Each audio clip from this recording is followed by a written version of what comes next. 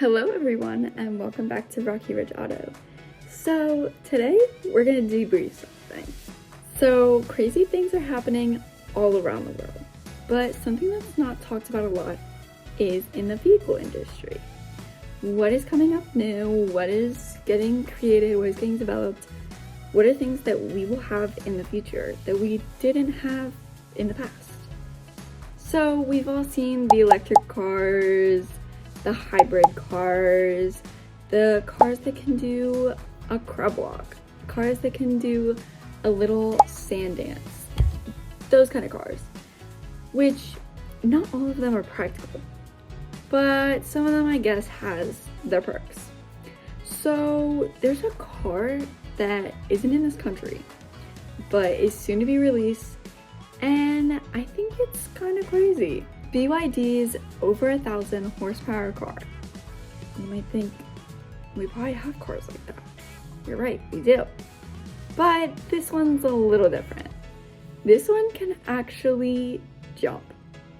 So here in this video that I'm about to show you, they do a test run of jumping over a pothole, spikes, and paint. Let's check it out and then debrief.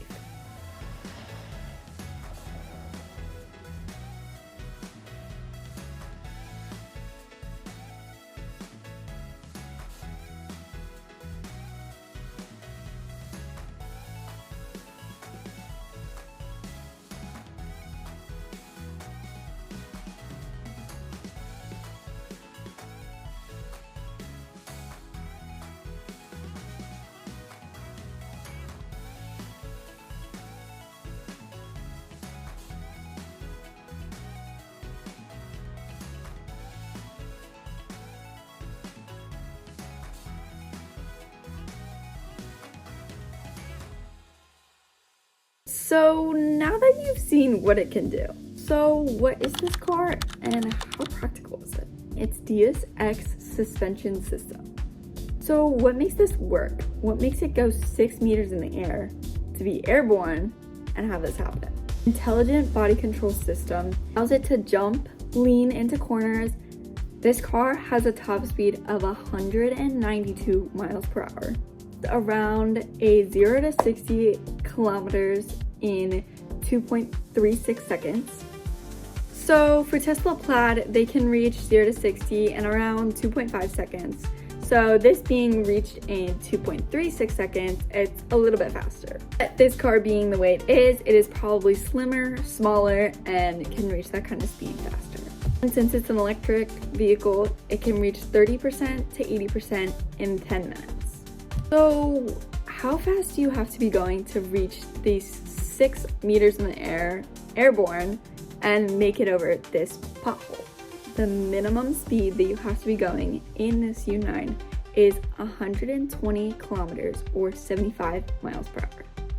Not likely to be used for practical use, but this isn't actually the first time we've seen jumping vehicles. Back in 1979 or 1982, you have Dukes of Hazzard and Knight Rider. So you might think those are action movies.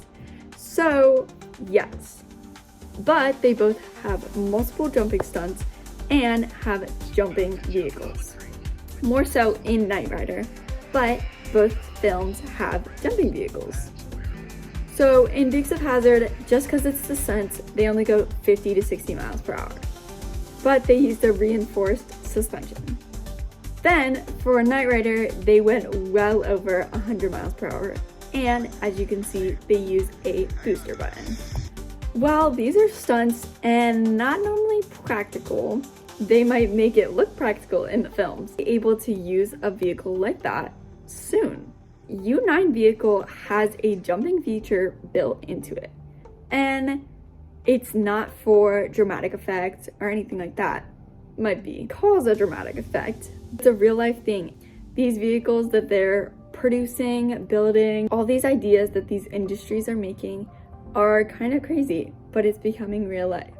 So any questions that this car may hold might be limitless, but you may hold some confusion, comments, anything about this car. If this car were to come to a dealership tomorrow, what are the questions that you would have about it? What is the practicality of it? How much would you spend for a jumping vehicle? When would you use it? Where would you use it? Most things like this would practically be things like on the Tesla Plaid, the upgraded models that you can go over 200 miles per hour, things like that. They're not technically for practical use, but they're for show.